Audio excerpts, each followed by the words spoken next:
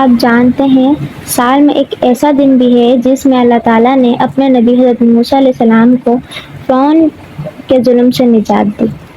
کیا آپ جانتے ہیں اس دن روزہ رکھنے سے پچھلے ایک سال کے گناہ معاف کر دیے جاتے ہیں؟ کیا آپ جانتے ہیں کہ اس مہینے میں ایک ایسا واقعہ پیش آیا، ایک ایسا اسلامی دردناک واقعہ پیش آیا جس کو واقعہ کربلا کے نام سے بھی یاد کیا جاتا ہے؟ ہم اس ویڈیو میں جانیں گے یوم عاشورہ کی فضیلت، حضرت موسیٰ علیہ السلام اور فرعون کا واقعہ، روزہ عاشورہ کی اہمیت، واقعہ کربلا کا مختصر مگر سبق آموز بیان، اور وہ سبق جو آج بھی ہماری زندگی بدل سکتا ہے۔ لہٰذا ویڈیو کو اینڈ تک دیکھیے گا، کیونکہ میں آپ کو اینڈ میں ایک ایسی بات بتاؤں گی یوم عاشورہ کے حوالے سے جو بہت کم لوگوں کو پتہ ہوگی۔ سب سے پہلے ہم جان لیتے ہیں کہ عاشورہ کیا ہے۔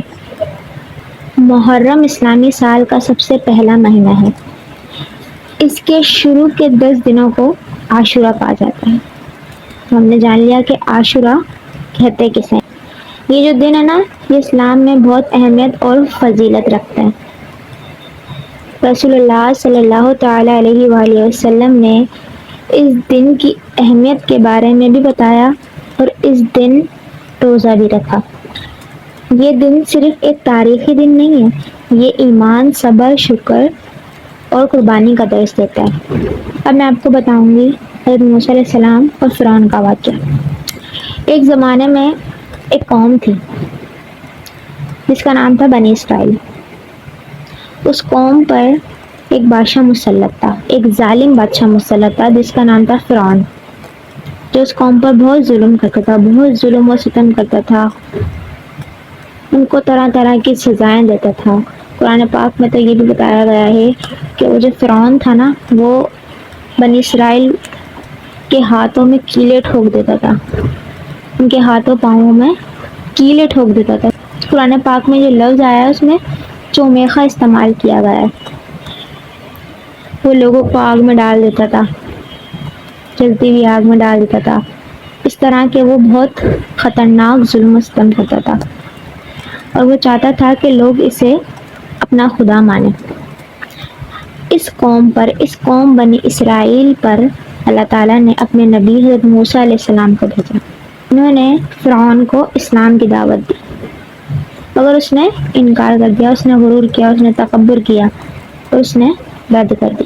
بنی اسرائیل جو تھی نا، وہ فرعون کے ظلم و ستم سے اتنی تنگ آ چکی تھی کہ حضرت موسیٰ علیہ السلام نے بنی اسرائیل کو لے کر کسی اور بستی میں جانے کا ارادہ کر لیا، اس شہر کو، اس علاقے کو چھوڑنے کا ارادہ کر لیا۔ تو حضرت موسیٰ علیہ السلام بنی اسرائیل کو لے کر اس شہر سے نکل گئے۔ فرعون کو بھی پتہ چل گیا، فرعون ان کے پیچھے اپنی فوج کو لے کر روانہ ہو گیا۔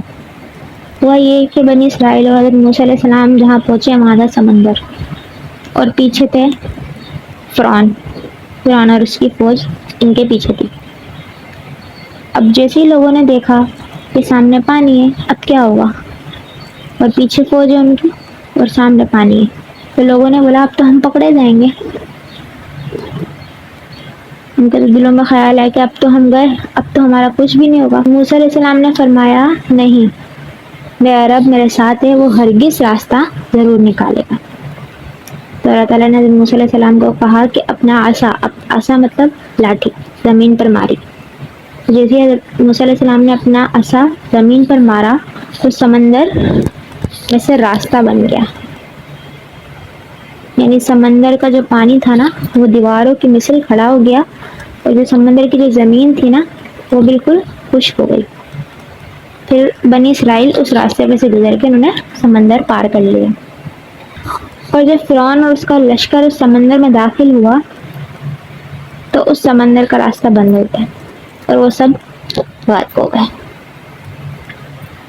یہ تھا حضرت موسیٰ علیہ السلام اور فرعون کا واقعہ، اور یہ عظیم واقعہ عاشورہ کے دن پیش آیا۔ اب نبی کریم صلی اللہ تعالیٰ علیہ وآلہ وسلم اور عاشورہ، جب حضور پاک صلی اللہ تعالیٰ علیہ وسلم نے مدینہ ہجرت کی، مدینہ تشریف لائے، تو انہوں نے یہودیوں کو دیکھا کہ وہ روزہ رکھتے ہیں، تو حضور صلی اللہ علیہ وسلم نے ان سے سوال کیا، ان سے پوچھا کہ تم اس دن روزہ کیوں رکھتے ہو؟ تو انہوں نے کہا کہ اس دن اللہ تعالیٰ نے حضرت موسیٰ علیہ السلام کو فرعون سے نجات دی تھی، اس لیے ہم یہ روزہ رکھتے ہیں۔ حضور صلی اللہ علیہ وسلم نے فرمایا تم سے زیادہ تو قریبی حضرت موسیٰ علیہ السلام ہمارے ہیں۔ حضور صلی اللہ علیہ وسلم نے خود بھی اس دن کا روزہ رکھا اور صحابہ کرام کو بھی اس دن کے روزے رکھنے کی ترغیب دی۔ حدیث پاک میں آتا ہے کہ مفہوم بیان کر رہی ہوں کہ عاشورہ کے دن کا روزہ رکھنا پچھلے ایک سال کے گناہ معاف کر دیتا ہے۔ ایک اہم بات کرتی چلوں کہ لوگ صرف 10 تاریخ کا روزہ رکھتے ہیں، 10 محرم کا روزہ رکھتے ہیں۔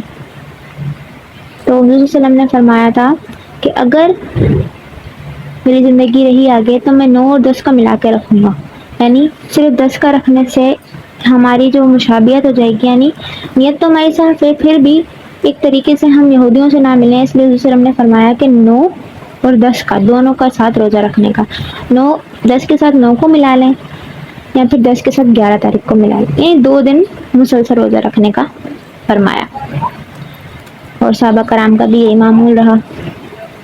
تو اس بات کو دھیان میں رکھ کر روزہ رکھا جائے۔ اب 10 محرم ہمیں واقعہ کربلا کی یاد دلاتا ہے۔ 10 محرم میں ہمیں اس قربانی کی یاد دلاتا ہے جو قربانی تھی رسول اللہ صلی اللہ تعالیٰ علیہ وآلہ وسلم کے نواسے امام حسین کی۔ کربلا کے میدان میں حق اور باطل کا مقابلہ تھا۔ امام حسین نے ظلم کے سامنے سر جھکانے کے بجائے حق کا ساتھ دیا، حق پر ڈٹے رہے۔ شدید گرمی، پیاس اور مشکلات کے باوجود آپ ثابت قدم رہے۔ آپ کے اہل خانہ اور ساتھیوں نے بھی عظیم قربانیاں دی۔ بالآخر 10 محرم الحرام کو امام حسین شہید کر دیے گئے۔ کربلا ہمیں کیا سبق دیتی ہے؟ کربلا ہمیں سکھاتی ہے حق پر قائم رہنا چاہیے، ظلم کا ساتھ نہیں دینا چاہیے، دین کے خاطر اگر قربانی دینی پڑے تو پیچھے نہیں ہٹنا چاہیے۔ اور ہم نے عاشورہ کے بارے میں بھی سنا، عاشورہ کا دن، 10 محرم کا دن، اس دن کتنے سارے واقعات ہوئے، اور اس دن کے واقعات سے ہمیں کیا حاصل ہوتا ہے؟ اللہ پر مکمل بھروسہ کریں، مشکل وقت پر صبر کریں، حق پر قائم رہیں، شکر ادا کرنا سیکھیں، اللہ کی مدد سے کبھی مایوس نہ ہوں۔ میرے عزیز بہنوں اور بھائیوں، 10 محرم صرف ایک تاریخی دن نہیں ہے، یہ ایمان، صبر، شکر، قربانی اور اللہ پر یقین کا دن ہے۔ حضرت موسیٰ علیہ السلام نے ہمیں توکل کا سبق دیا، امام حسین نے ہمیں حق پر ڈٹ جانے کا سبق دیا، اور رسول اللہ صلی اللہ تعالیٰ علیہ وآلہ وسلم نے ہمیں عاشورہ کے دن کی روزے کی فضیلت بتائی۔ یہ ویڈیو دیکھنے کے بعد آج آپ لوگ میں آپ سے ایک عہد کریں کہ آپ لوگ عاشورہ کا روزہ رکھیں گے، اللہ تعالیٰ سے اپنے گناہوں کی معافی مانگیں گے اور اپنی زندگی اسلام کے مطابق گزارنے کی کوشش کریں گے۔ اگر آپ کو میرا یہ بیان پسند آیا ہے تو میری ویڈیو کو لائک کریں، کمنٹ کریں، شیئر کریں اور سبسکرائب کرنا نہیں بھولیے گا۔ السلام علیکم ورحمۃ اللہ۔